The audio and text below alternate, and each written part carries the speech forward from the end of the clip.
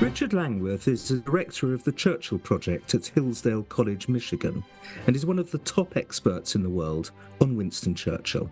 He's the author of Churchill in His Own Words, which is the Bible for quotations from the great man.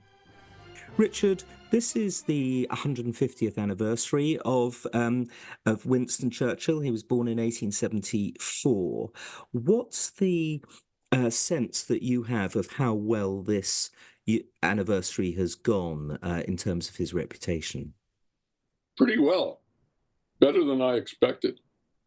On my website in March, I put up a kind of a get ready cartoon. It's from Punch, and it shows the Leaning Tower of Pisa, and an Italian guide is telling a tourist, "No, I don't think it was Mr. Churchill. It's been like that for quite a while."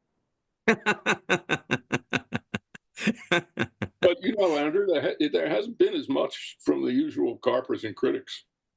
I call them the club because they pop up so often. They remind us that he wasn't a saint. Well, duh. Yeah. And then come the false trails and exaggerations. But we haven't had to use what you call our rapid response team nearly so much as I expected. Well, we did have Cooper, though, didn't we? Daryl Cooper on the yes, but show. He's back into the underbrush. We haven't heard much from Tucker. And usually Tucker, who I admire, he supports his people and comes back and, defends them. But I haven't heard any follow-up to that unfortunate interview.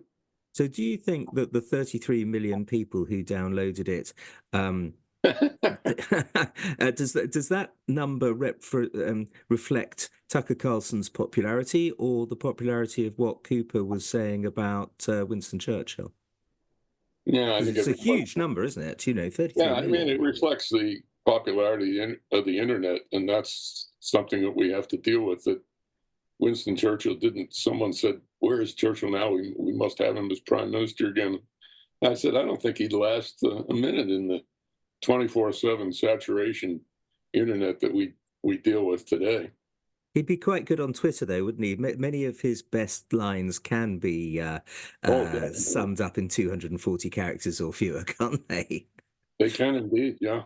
But we don't have to worry. I mean, I always like to quote a good friend of yours and mine, the late Paul Addison, who said just before he died, he said, "Don't worry about attacks on Churchill. He's alive and kicking and haunts the imagination like no other 20th century politician.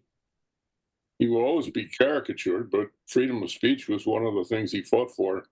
And in his time, he gave as good as he got." And the worst comments about him are a backhanded tribute because they work on the assumption that most people admire him.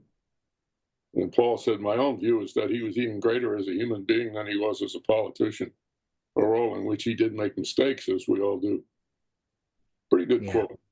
Yeah, very good quote. And as he said to his wife Clementine, "I would have made nothing if I'd not made mistakes." So I'm interested in your view of how the mistakes that he did make made him into a better politician, a better person.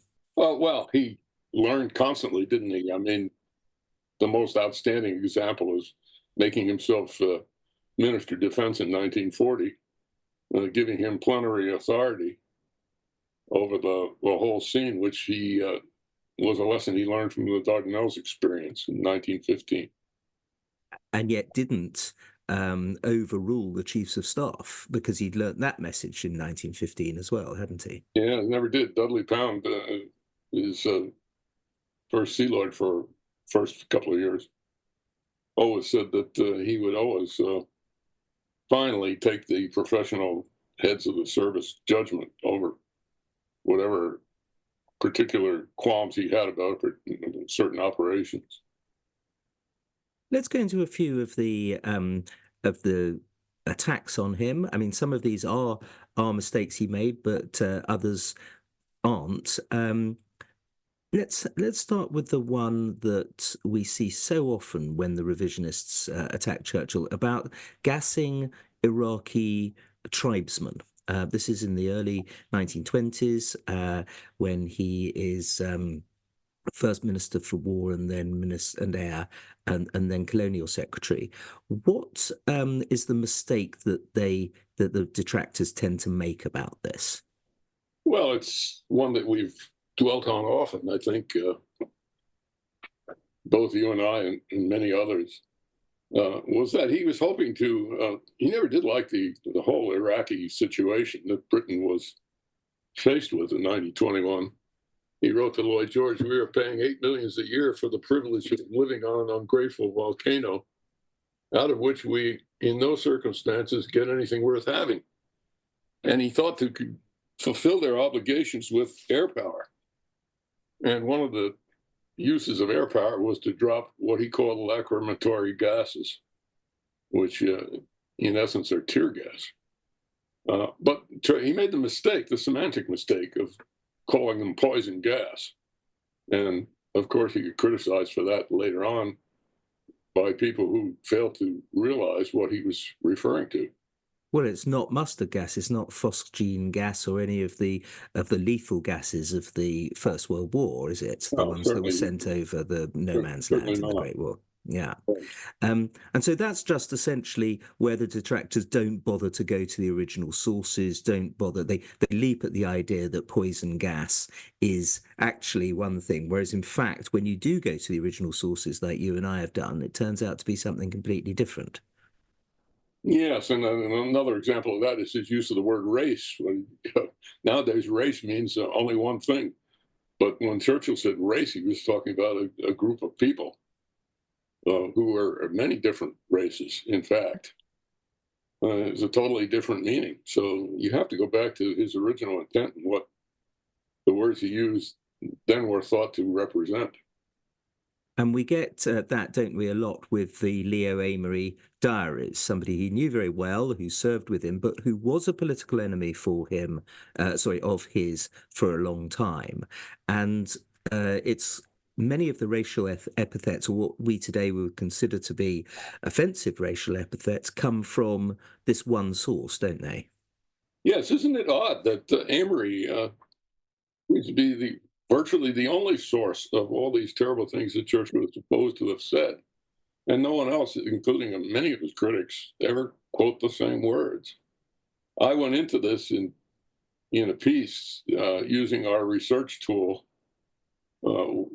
at Hillsdale's Churchill Project, which is a digital file of 80 million words by and about Churchill, 20 million of his own, and 60 million by memoirists and biographers.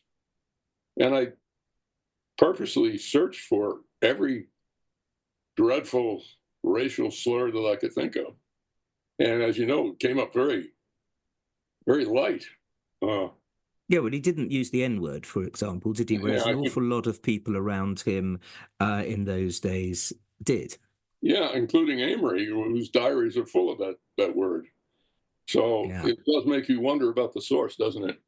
Yeah, no, absolutely, especially as Amory was being opposed politically by Churchill over important things such as, of course, Indian independence, which brings us on to the next obvious one about Churchill's opposition to Indian independence. What do you think? I mean, that is used not least recently by the National Trust in Britain as an absolute sort of open and shut case of Churchill's errors and based on race, essentially. What's your sense of that long struggle that he had, along with a lot of the right of the Conservative Party in the 1930s, against the independence of India? Well, he believed in the representation of people by a legitimate, responsible government. And he didn't see that as a possibility in the 1930s for India, primarily because of what he saw as the Brahmin domination of the country politically. He felt that, India wasn't a country, it was perhaps 30 countries, and that there wasn't an equality representation the way there was in the other dominions of the crown, such as Canada. And that was his big objection. Although he did say after the India Act had passed, sent messages to Gandhi, make the most of it and do the best you can. And admitted to a friend of Gandhi's who he had for lunch at Chartwell. Strange how he had so many people for lunch whom people say he didn't like Yeah. for racist reasons. Said to Gandhi, "You make the most of it, and if you can succeed, I'll see that you get a lot more." So it wasn't an open and shut attitude, although it was certainly very far from the government's position on the India Act of 1935. And what another aspect of it, of course, was that he didn't believe that an Indian, a Brahmin-led and dominated, sort of Hindu, should we say, dominated India would be fair to its Muslim minority, its untouchable minority, and the princes of India. And was he so wrong? You know, you look at India today and the way in which the untouchables have been treated, the way in which the Muslims are being treated, and certainly the what happened to the princes. You know, those were not wholly incorrect predictions, were they? No, and as you wrote in your piece on Palestine, we we we we take great concern over the Palestinians who were displaced in 1948. But 16 million Muslims and Hindus were displaced by the too rapid, in my opinion, scuttling, as Churchill called it, from India before the boundary question was settled. I mean, he came to realize, and he was blamed for being too partial to the Muslims, that the country could not stay a unified entity. And some people thought he tilted toward Jinnah and the Muslim League, but in fact, I think he was concerned about the minorities and the way they're going to be treated by a unitary Indian government. And I think he was right. Which brings us on, obviously, to the Bengal famine. I would say, I'd be very interested in your view, but I would say that today it's the biggest of all of the issues. It used to be German bombing, but now I think it's the Bengal famine that people most bring up when they want to desecrate Churchill's name. You see this with the people who are pulling down the statues. It tends to be the Bengal famine. Talk us through the Bengal famine and explain why Churchill was not responsible for genocidal mass murderer there. Well, in 1943, a terrific typhoon hit that area of India and wiped out the rice crop, which created the shortages initially. Up until that point, the British Raj had dealt with famines efficiently. I think it wasn't since 1897 that they had a previous serious one. Now, unfortunately, by the time that typhoon hit, Britain was at war, a global war with the Axis powers. And Japan had filled the Bay of Bengal with submarines and had begun to attack the Indian territories. So he was faced with finding resources to cope with that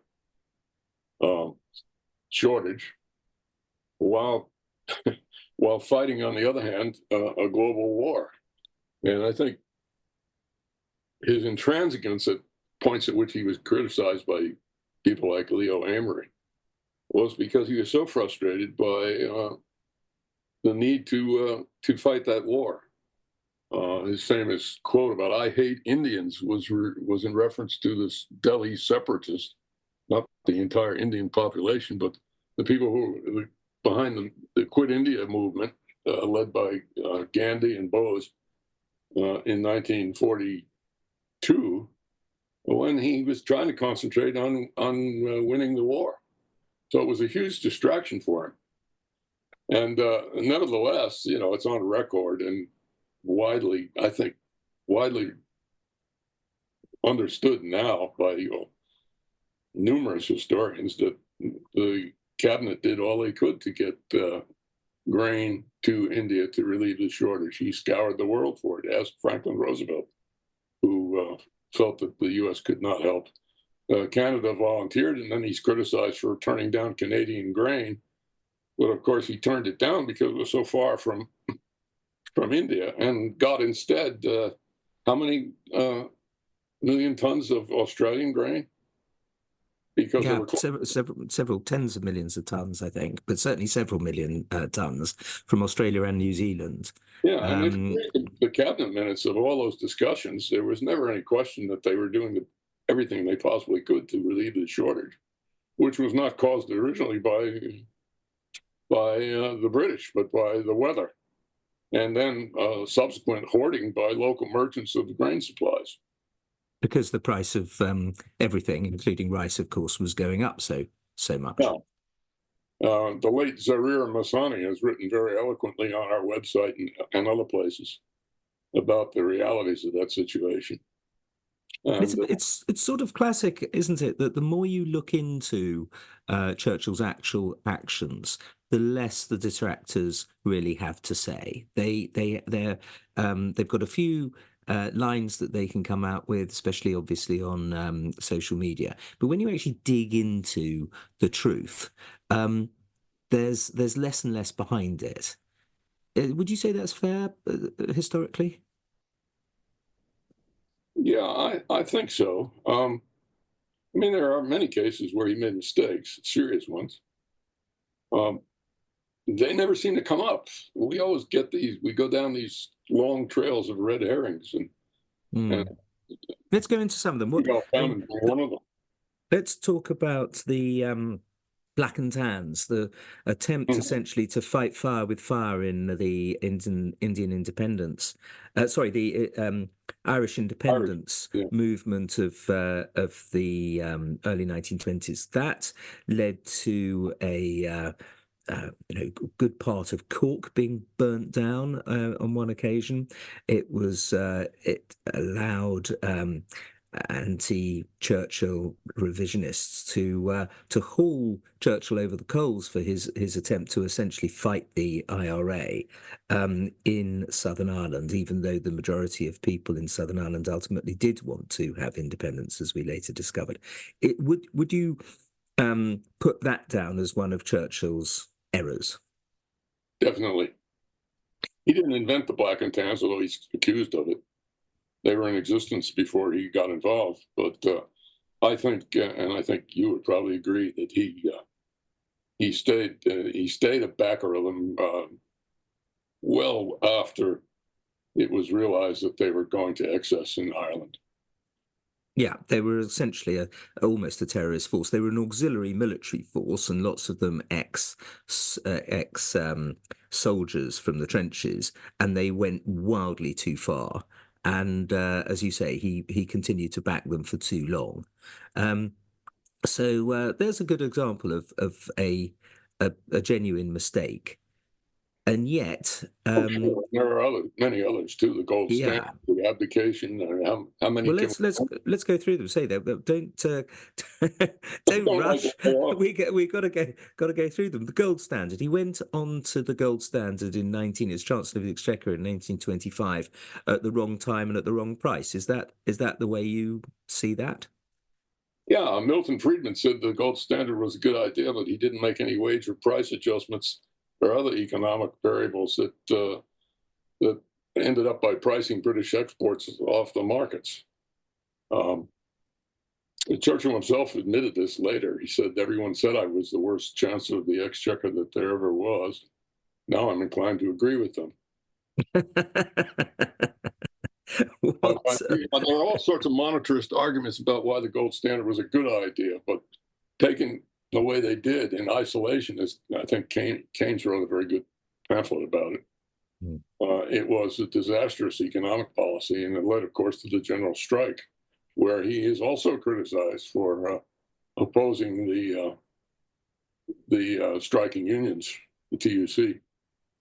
But in the general strike, he was when he saw it as a sort of existential crisis of the nation, the idea that the trade unions could hold the country completely to ransom by stopping all of their workers all at the same time. It only lasted 11 days or so, and he was in the forefront of trying to make peace afterwards and make a proper sort of reasonable settlement, wasn't he? So, with regard to the general strike, do you think that the attacks that are still made on Churchill, especially from the left, are justified? No, I think it illustrated his lifetime magnanimity.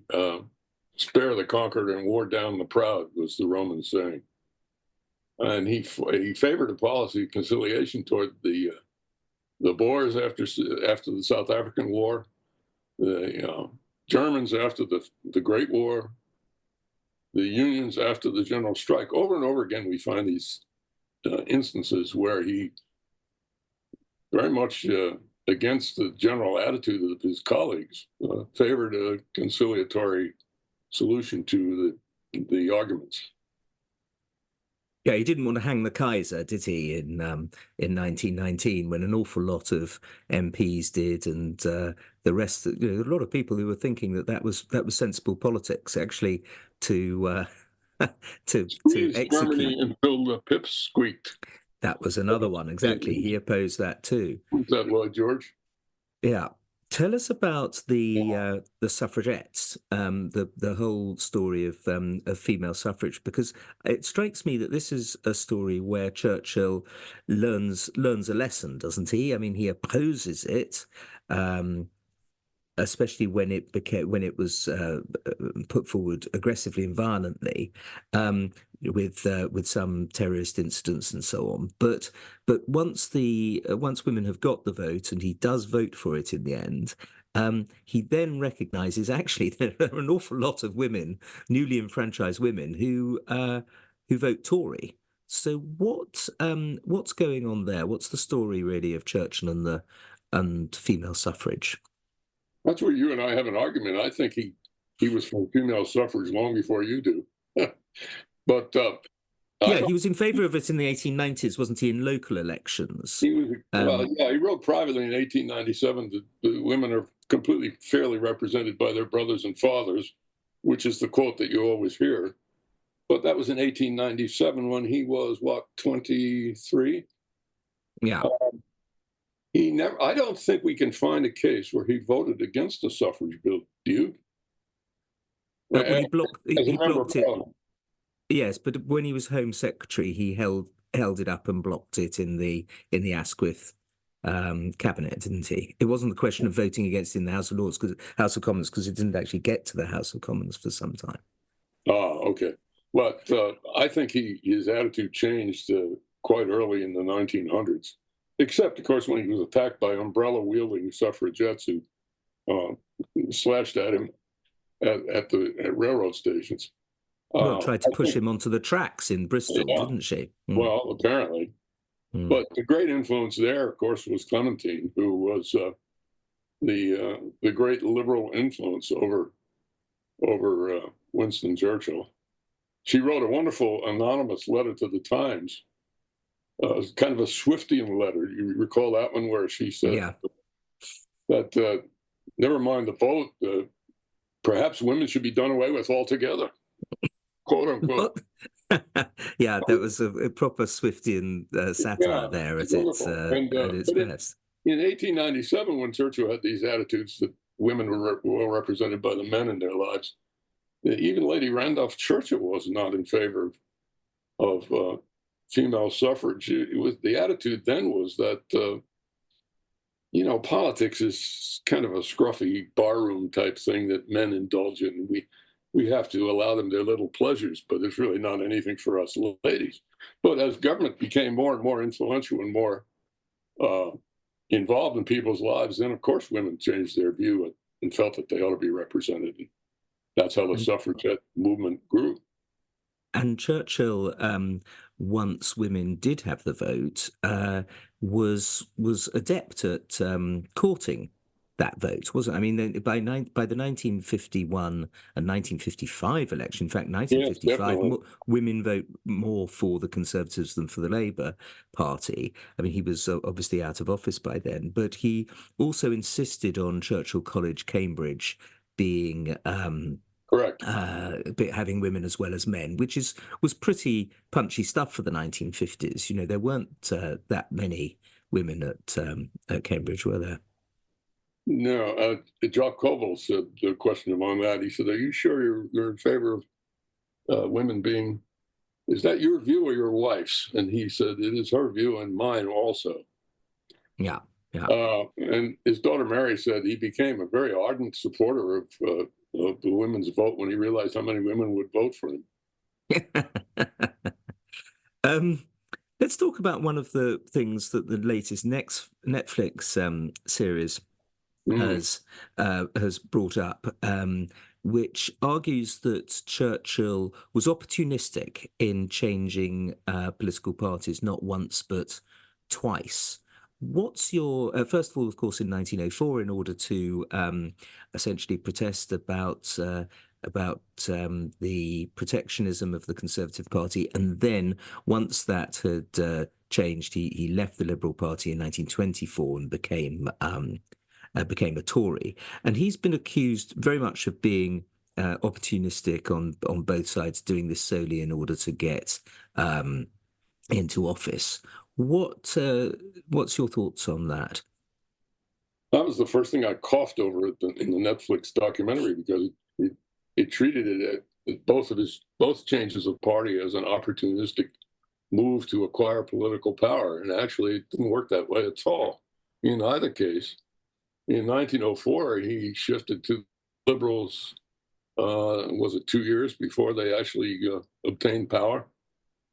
So he sat in opposition for 2 years there. So that was hardly a move to enhance his political power. In fact, it put him at a permanent disadvantage with his old party, which they never quite forgot, at least some of them. And in 1924, he ran for parliament as a constitutionalist and independent, and still was so when Baldwin offered him the exchequer. And I think he became a conservative after he was appointed to chancellor. Is that right? That's correct. That's correct. Yeah. So had he been a real opportunist, he'd have become a conservative, wouldn't he? He would have campaigned as a conservative in favor of Baldwin in that election. Yeah. Yeah. Otherwise, I'm speaking obviously as the historical consultant for the Netflix series, so I'm making a rod for my own back here, Richard. But how else you did a great job of keeping it on track as much as you did. Thank you. I appreciate that. That's very good of you. I appreciate that very much. The bombing of Auschwitz, this is something that comes up, or at least, should we say, the lack of bombing of Auschwitz, of course, is an old canard that comes up again and again. The argument is that Winston Churchill failed to bomb it, and for all his philo-Semitism and his talk of supporting the Jews, actually this was an area where he fell down. What's your sense about that? Well, he lacked plenary authority to bomb it himself, and found out, sadly, very late in the game of what was going on in these camps, particularly Auschwitz-Birkenau. And when he did find out, of course, there's the famous memo to Eden when the Jewish agency asked that I think they first asked that not the camp itself, but that the railroad lines to the camp be bombed, which was a fairly tall order in 1944. Pretty easy to do nowadays with modern weapons, but to precisely bomb a railroad line that the Germans could immediately recreate was kind of a dubious procedure. The Air Force didn't think much of it. Well, and also the RAF were doing, sorry to butt in, the RAF, of course, were doing nighttime raids, completely impossible to hit in the United States Air Force, Army Air Force, as it was called, were doing the daytime raids, but even they weren't able to take out railways, and also they didn't want to undertake that operation. General McCloy, stopped it essentially. Yeah, the job would have fell to the American Air Force because it would have been it had to be a daytime operation. But of course, we both know his famous memo to Eden. Normally, and Martin Gilbert points out that this is the only case he's ever seen where Churchill made a direct order rather than saying, well, let's bring this up at the next cabinet meeting and discuss with the chiefs of staff. Instead, he writes on the Jewish agency's report, is there any reason to discuss this further. Get anything out of the Air Force you can, and invoke me if necessary. Now that's pretty adamant, isn't it? It's as adamant as anything I've seen him write on any piece of paper. I mean, it's a true action this day kind of statement to make, and yet it never happened. Never And one can happened. understand, therefore, the resentment of some Jews to the fact that even though he was the man in charge of the British war effort, it never happened. Yeah, but even the Jewish Agency had controversy as to what should be done from the air, if anything. Bombing the camp itself would have wiped out the inhabitants of the camp. Bombing the rail lines might have been a temporary expedient. In fact, of course, as we now know, that the shipments of Jews to Auschwitz had stopped when this request came through. So it wouldn't have had any effect, but of course, we didn't know that at the time, and it's all hindsight. But bombing the railroad lines, even if they were still in use, would have been only temporary, giving very slight respite until the rails were rebuilt.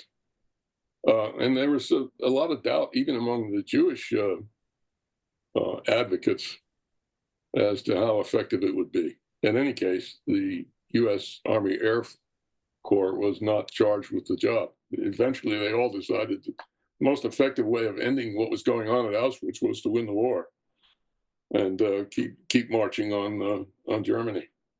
This extraordinary collection that you have, this database of 80 million words of Churchill, as you say, 20 million by him, 60 million about him. It's an extraordinary resource, isn't it? And it's one that you've, of course, especially in particular the 20 million that you've mined for your book Churchill, Master of Language, which comes out in the January of 2025.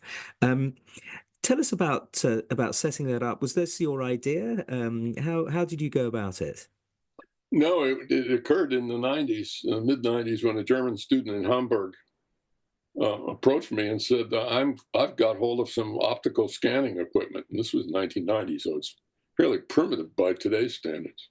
And he said, I can scan everything that in our library, which was extensive, that Churchill wrote, and also an awful lot about him.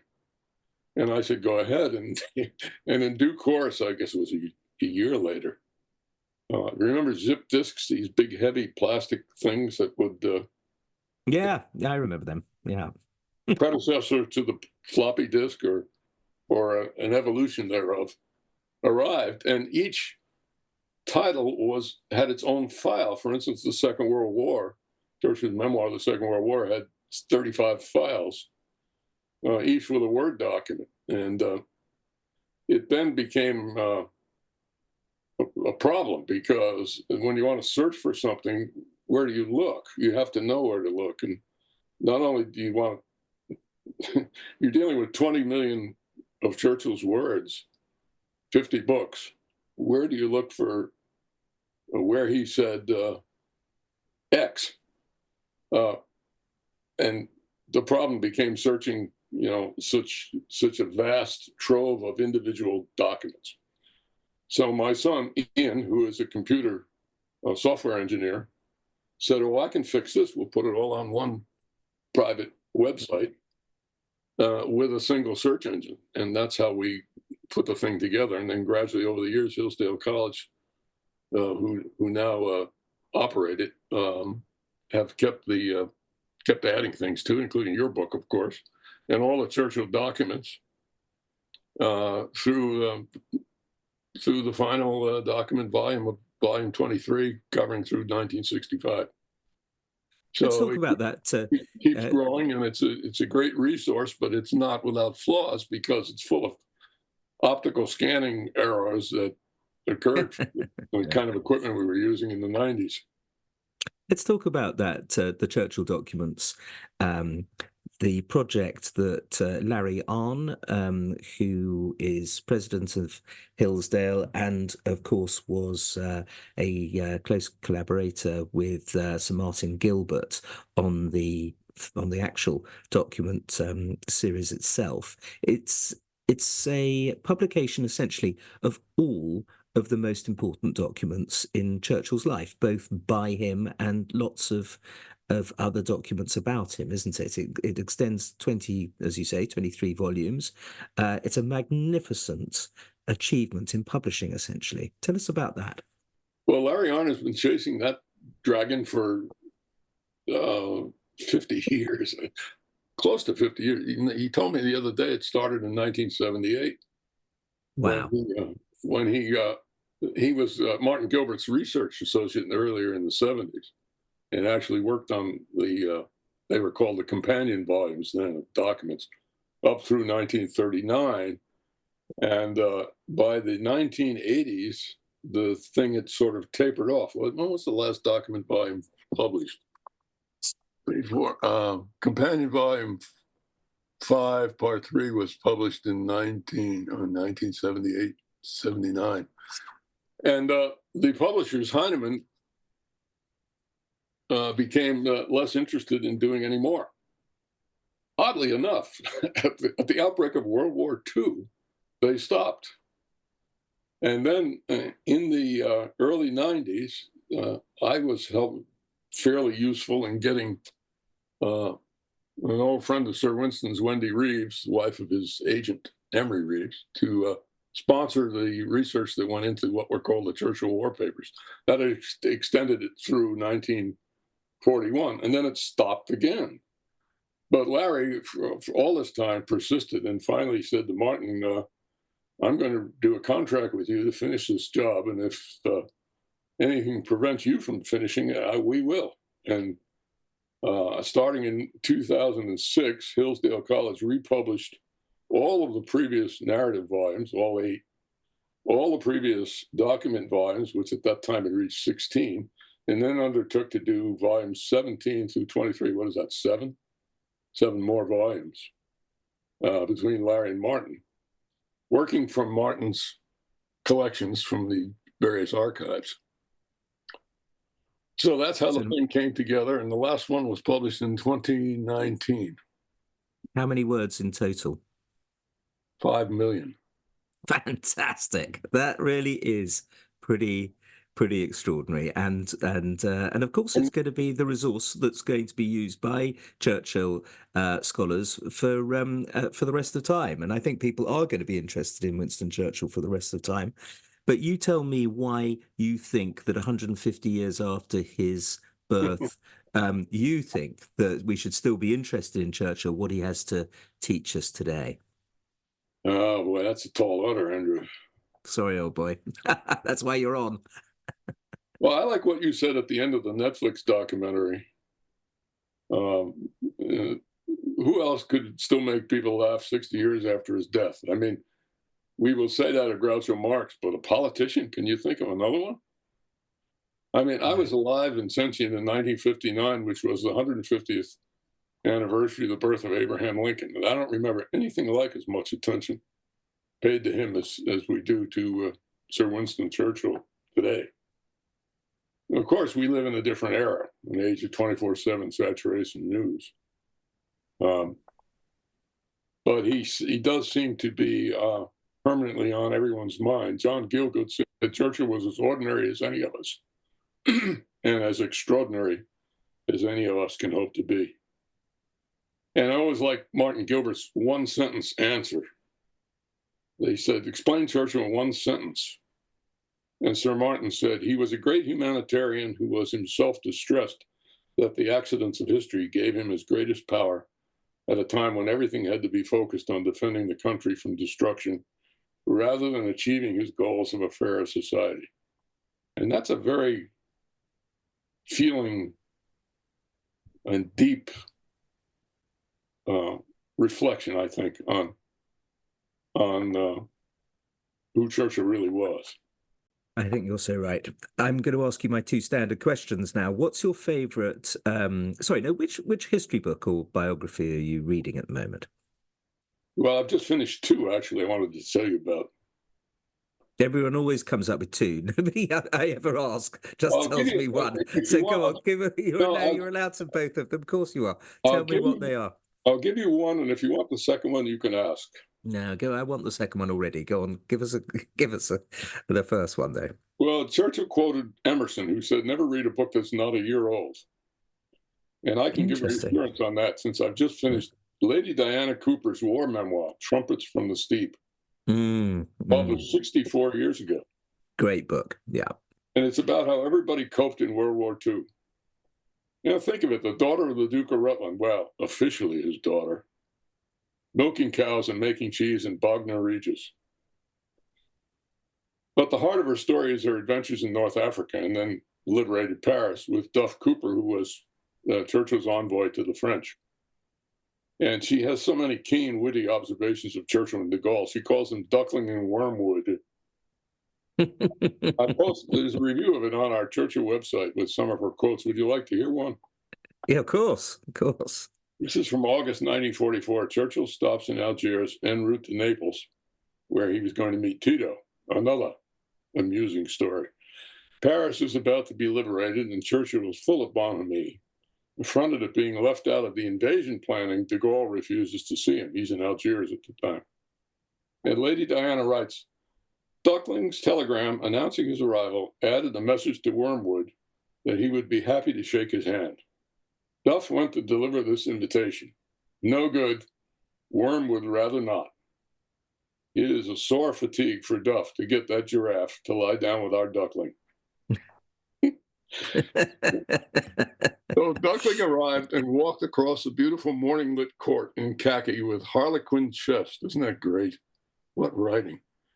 Heavy and weary, a little infirm and unsmiling, but in 10 minutes, the talk began to flow, and with the flow, and no doubt the champagne, the grins and fun, the youth and strength, Duck was nanified off by his valet to have his bath.